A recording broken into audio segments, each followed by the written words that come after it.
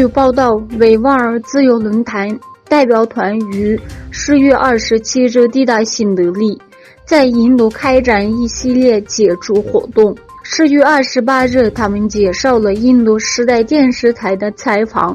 介绍东突厥斯坦维吾尔人人权的状况。同日，给代表团拜访了印度执政党印度人民党主席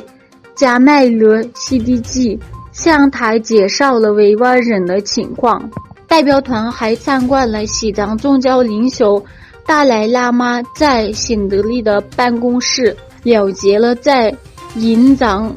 族人民的总体情况、发展情况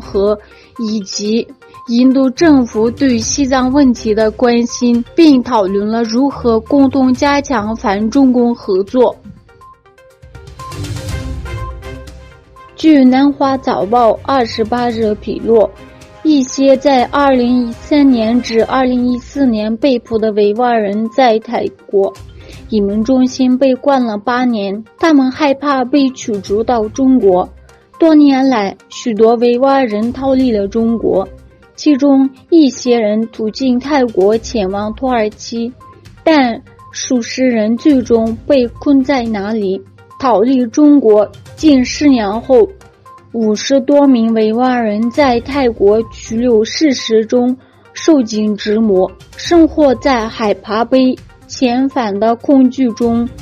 这些维吾尔人于2013年和2014年被捕，目前被关押在泰国各地的移民中心，当局正在考虑他们的命运。泰国正在筹备今年11月的亚太经合组织峰会。泰国政府此前已将109名维吾尔人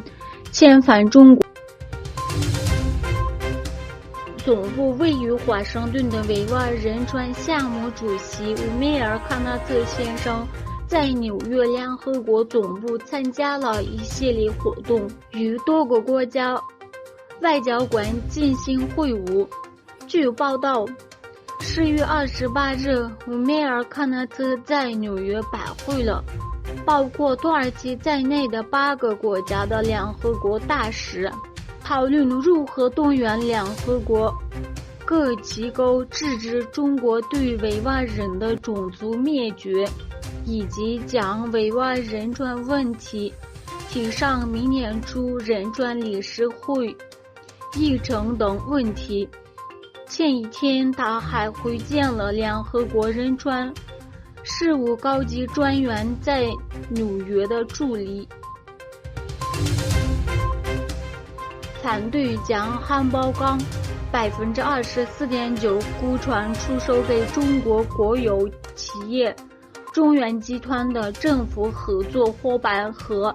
反对者警告称，中国的目标是地缘政治而非经济。舒尔兹总理将此次出售描述为正确的决定，然而绿党领导的联邦外交部表示，这一决定是错误的。主要反对党基督教统一党也反对出售。中国制造业重镇郑州依然处于静态风控之中，频繁的核酸检测、人员的隔离和风控的不断延续，不仅使当地1000多万居民陷入困境，